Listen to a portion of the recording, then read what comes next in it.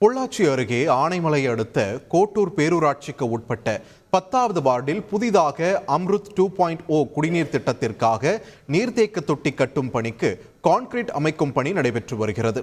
இந்த பணிகள் தரமற்ற முறையில் நடைபெற்று வருவதாக திமுக நிர்வாகி செந்தில்குமார் குற்றம் சாட்டியுள்ளார்.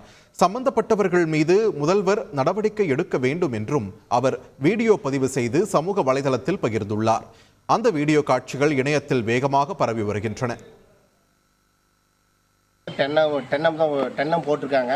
டூலம் தான் போனோம். நான் சென்ட்ரிங் வேலைக்கு போகிறவன், எனக்கு நல்லா தெரியும். இப்போ என்னன்னு கேட்டிங்கன்னா, ரொம்ப தரமிட்டு இங்கே பாருங்க, நீங்கள் பாருங்கள், ஏதோ சைடு வைக்கல ஒன்றும் வைக்கல, சும்மா மேல் பூச்சிக்காக ஒவ்வொரு சட்டி கலவை காங்கிரீட்டு கொட்டிட்டு போயிருக்காங்க.